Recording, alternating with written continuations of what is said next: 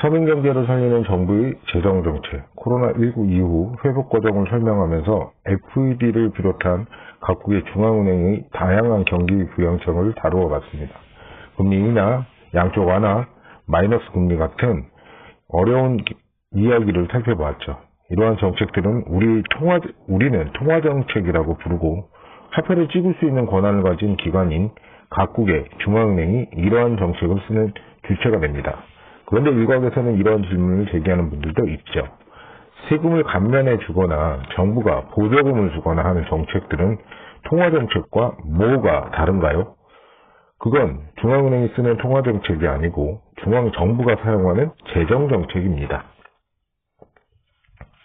무슨 정책인가가 중요한가요? 라는 생각이 들 수 있습니다. 이번 챕터에는 이 둘의 근본적인 차이점과 각각의 한계에 대해서 살펴볼까 합니다. 국가에게 돈을 빌려주는 은행. 중앙은행의 통화정책은 실물 경제의 유동성, 즉 돈을 공급하면서 경기 부양을 유도하는 정책입니다. 그런데 중앙은행은 어디까지나 은행입니다. 이 이야기를 하는 이유는 은행의 특성상 아무리 중앙은행이라 해도 돈을 특정 주체에게 그냥 줄 수는 없다는 점을 강조하기 위해서입니다. 중앙은행은 누군가에게 돈을 줄 수는 없고 오히려 빌려줄 수만 있습니다. 준다와 빌려준다. 무슨 차이가 있을까요? 이렇게 한번 생각해 봅시다. 제가 누군가에게 돈을 그냥 준다고 가정해보죠. 그냥 돈을 자기나 갖고 길거리에서 나가서 돈을 뿌리는 겁니다. 그럼 누군가가 그 돈을 가지고 가겠죠. 이렇게 돈을 풀어주고 끝납니다. 반면 돈을 빌려주는 경우에는 그것과는 전혀 다르죠. 그냥 돈을 뿌리고 끝내는 것이 아닙니다. 왜냐고요? 빌려준 돈을 나중에 돌려받아야 하니까요. 돈을 빌려준 사람은 즉 돈을 뿌린 사람에게 돈을 갚으라고 해야 합니다. 하나 더 돈을 빌려줄 때 돈을 빌려가는 사람이 신용을 볼 필요가 있겠죠. 그렇다면 중앙은행이 돈을 공급할 때, 즉 돈을 빌려줄 때엔 누구에게 돈을 빌려줄 수 있을까요?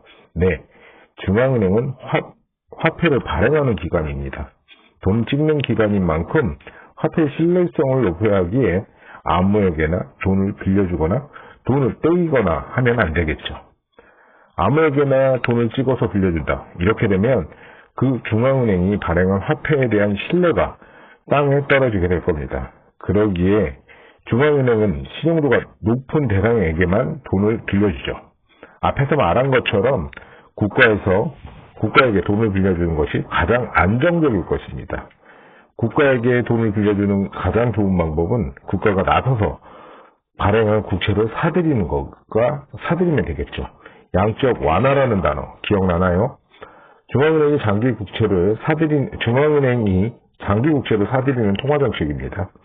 중앙은행은 신뢰도가 높은 대상에게 돈을 빌려줘야 하기에 신용도가 가장 높다고 알려진 국가에게 돈을 빌려줘야 하고, 그래서 장기 국채를 사들여야 하겠죠. 재미있는 것은 장기 국채를 많이 보유하고 있는 기관은 시중은행들입니다. 그래서 중앙은행은 시중은행들이 보유하고 있는 장기 국채를 사들이면서 시중은행에게 현금을 찍어서 공급을 해주게 됩니다. 중앙은행이 자금 공급, 즉 돈을 빌려주는 행위가 결국은 시중은행에 현금을 주는 효과로 이어지는 겁니다. 중앙은행, 양적 완화, 현금 지급, 국채 매수. 자, 복잡한 이야기니까요. 여기서 정리 한번 더 하겠습니다. 중앙은행은 돈을 빌려줄 수 있습니다. 그렇기에 신용도가 높은 대상에게 돈을 빌려줘야 하고, 그래서 국채만 사들일 수 있는 거죠. 국채를 많이 보유한 곳은 시중은행들입니다.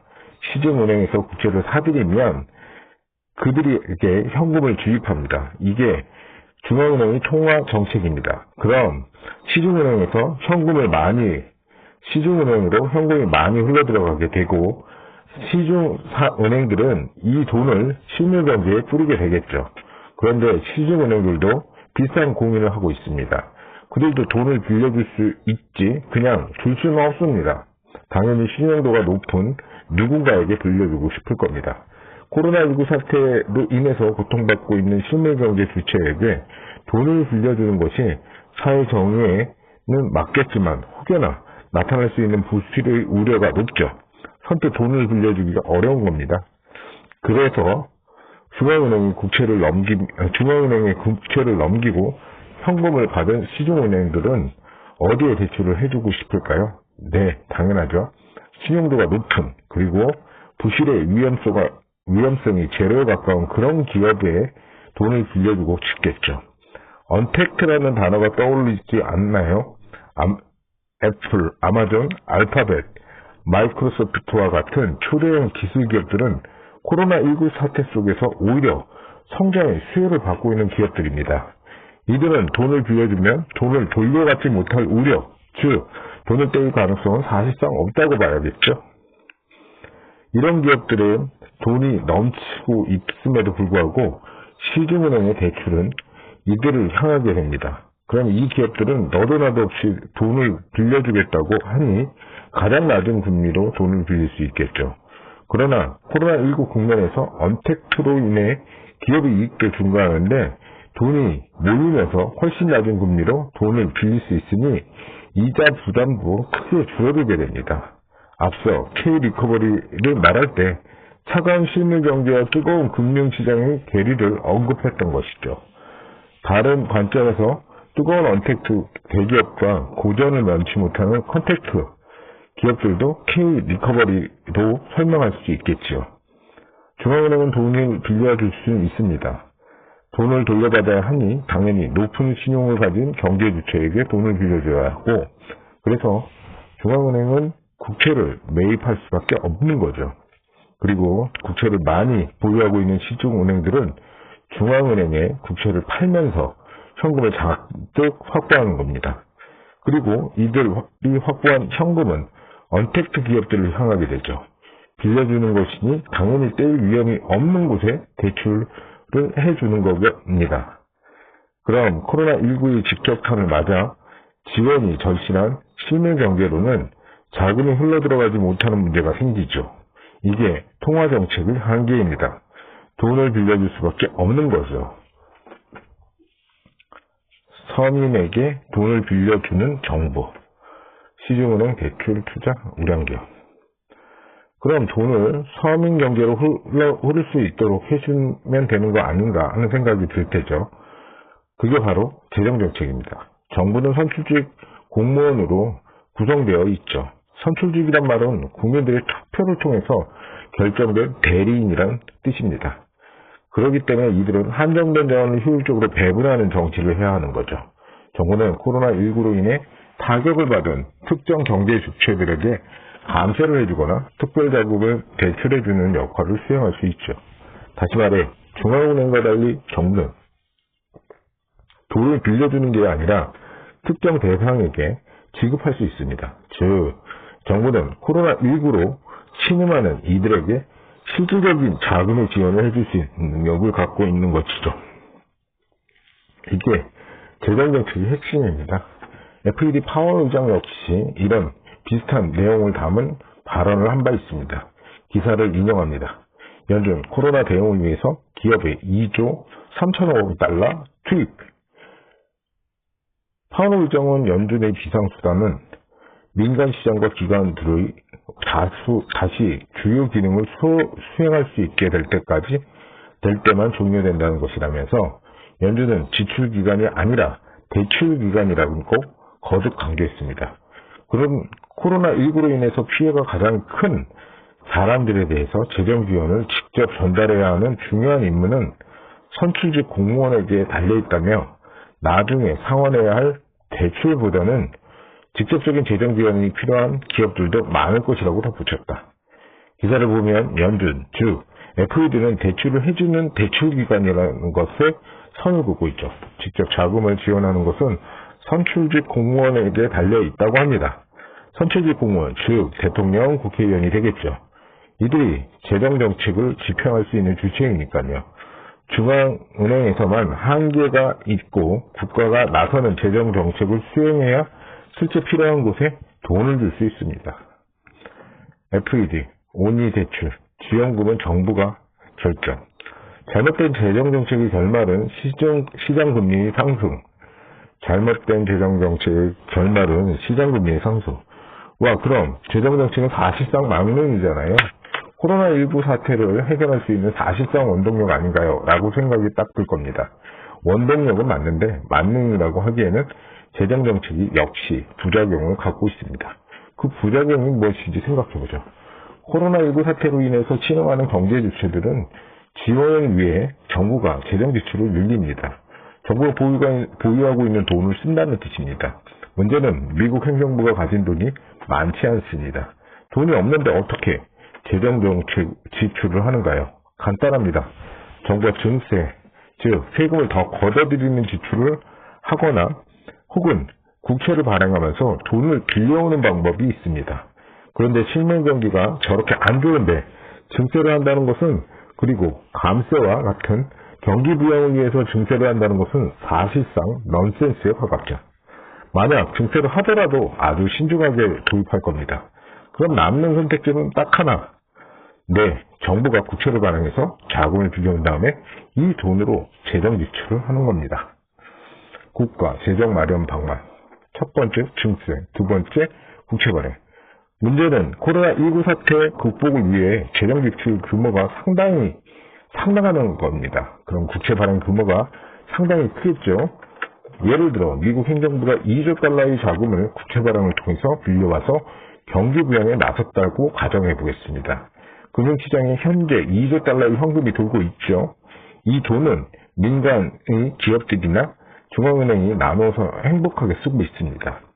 그런데 정부가 돌연 등장해서 국채를 팔며 2조 달러를 모두 빨아들이는 겁니다. 그럼 2조 달러가 있던 자리에서 정부 국채 한 장만 달랑 남아있고 2조 달러의 현금은 모두 사라지게 됩니다. 그럼 기업들이나 은행들은 갑작스럽게 유동성 부족을 겪게 되겠죠. 이들은 돈을 구하기에 어려우니 여기저기 돈을 구하러 다닙니다. 여기저기 돈을 구하려는 수요가 많아집니다. 그럼 돈의 가격인 금리가 상승하겠죠. 정부는 경기 부양을 위해서 상당한 자금을 빨아들입니다. 이렇게 해서 경기 부양이 나서게 되겠죠. 문제는 자금을 빨아들이는 과정에서 금리가 상승하게 되면 실물 경제가 느끼는 부담 역시 커지는 겁니다. 재정정책을 통해 정부가 경기 부양으로 방긋웃지만 이면에서는 갑자기 크게 뛰어오른 금리로 인해서 긴장감을 느끼게 될 겁니다. 어려운 사람들을 골라 특별지원금을 줄게요. 금리 민간지원. 시장에는 돈이 줄고 있죠. 재정지원. 금리가 오르게 되면 재정정책을 기반으로 한 경기 부양책 효과를 낮춰버릴 수 있죠. 이렇게 정부가 나서서 민간 자금을 빨아들여 경기 부양에 나서면 민간 금융시장에서 자금이 모자라서 금리가 튀어오르는, 그래서 민간 투자를 내쫓아버리는 문제가 생겨납니다. 이를 경제학에서는 구축 효과라고 합니다. 크라우딩 아웃 이펙트. 일견, 무적처럼 보이는 재정책은 구축 효과라는 스타지하는 단점을 가지고 있습니다. 코로나19 사태로 수차례 경기 부양을 하는 과정에서 국채를 발행해 돈을 빌리겠다는 기사를 본 적이 있을 겁니다. 비슷하게 금리 상승한다는 효과가 나타나는지 기사를 통해서 확인해 보죠. 코로나19 4차 추경에 대한 재원 마련 이야기가 나오던 2021년 3월 기사입니다. 쏟아지는 적자 국채, 금리의 역습. 국고채 금리가 2년 전 수준으로 돌아갔다. 재정지원금을 통해서 천문학적인 규모의 적자 국채를 발행한 결과 코로나19의 종식되기 전에 국채 금리가 급등했다. 미국 역시 1조 9천억 달러의 규모의 경기 부양책을 실행하며 인플레이션과 금리 상승을 부추겼다. 국채 금리 상승은 결국 국채 채무 이전 부담 증가와 서민 대출 이자 부담을 이어준다는 점에서 재정 건전성에 대한 대안을 마련이 시급하다. 통화정책은 특정 경제주체에게 돈을 줄 수 없다는 단점을 갖고 있죠. 그렇기에 진짜 필요한 곳에 돈을 흐르도록 하기는 참 어렵습니다. 재정정책은 특정 경제주체에 돈을 줄 수 있지만 자금을 조달하는 과정에서 금리 상승과 그로 인해 민간 투자를 억누르는 구축 효과를 경험할 가능성이 높습니다. 둘 다 장단점이 있죠. 그럼 이 둘의 조화를 이룬다면 어떤 일이 벌어질까요? 해결 측은 은행과 정부의 공조. 미국 정부가 재정 지출을 늘리기 위해 국채를 크게 늘리죠. 그러면 민간 기업이나 금융기관이 보유한 현금을 빨아들입니다. 이 과정에서 시장 금리는 크게 튀어오르게 되죠. 이때 중앙은행에서 나서서 장기 국채를 매입하는 양적 완화를 단행한다면 어떤 일이 벌어지게 될까요? 정부는 국채 공급을 하면서 시중의 유동성을 빨아들입니다. 중앙은행은 정부가 공급하는 국채를 사들이면서 시중의 유동성을 풀어놓죠. 유동성을 빨아들이는 만큼 다시 유동성을 공급하는 유동성 부족으로 인한 금리 상승을 억제하는 것이 아닐까요? 정부와 중앙은행이 합심하는 이른바 정부와 중앙은행이 정책 공조를 이룰 때 힘을 얻게 되는 겁니다. 저 역시 코로나19 사태 때 조기가 종식되기를 간절히 바라고 있었습니다. 생각보다 오래 이어지고 있습니다. 코로나19 상태가 장기화되는 만큼 경제 주체들이 받은 충격 역시 보다 깊어질 겁니다. 이를 효과적으로 해결하기 위한 재정 정책은 우리나라에서는 추경이라는 이름으로 앞으로도 계속 이어지게 될 것입니다. 이 과정에서 나타나는 금리 상승을 억제하기 위한 차원에서 중앙은행의 지원 역시 나타나게 되리라고 생각합니다. 지금까지 코로나19 사태를 전후해서 나타났던 주요한 경제정책들을 상세히 다루어 보았습니다. 워낙 충격적인 사태였던 만큼 이례적인 정책들이 발표될 수밖에 없었죠. 다시는 일어나지 말아야 할 사건이지만 이 당시 발표되었던 정책들을 통해 평상시 접하기 어려운 금융 지식들을 얻을 수 있을 겁니다. 블랙스완, 회색 코뿔소, 기준금리, 양적 완화, 질적 완화, 마이너스 금리, BTD, FOMO, T나 K 리커버리, 통화정책, 재정정책, 구축효과, 정책공조 등의 단어들은 실제 금융효과의 흐름을 통해서 배워볼 수 있겠죠. 이러한 내용들을 기반으로 앞으로 흘러나오는 다양한 뉴스를 접해보면 보다 빠르게 시장 흐름을 이해할 수 있습니다. 그리고 하나 더 말하자면 코로나19 사태로 인해서 전 세계의 성장은 크게 위축되었습니다. 이른바 저성장이 고착화된 상태입니다. 저성장의 고착화로 인해 경제 주체들의 소득이 줄어들었기 때문에 물건을 살 수 있는 수요가 부족해지고 있죠. 수요 부족은 제품의 하락, 즉 디스플레이션의 우려를 키우면서 저물가 기조를 만들어내게 됩니다. 이러한 악재에서 벗어나기 위해서 중앙은행은 엄청난 유동성을 공급하여 금리를 바닥으로 붙여버리는 극단적인 통화정책을 사용했죠. 이른바 저성장, 저물가에 이어 저금리 상황이 뚜렷하게 형성된 겁니다. 코로나 이후 시기를 저성장, 저물가 시기로 설명하면서 첫 번째 주제인 코로나19 사태를 읽어보는 현재 경제 상황편을 마칩니다.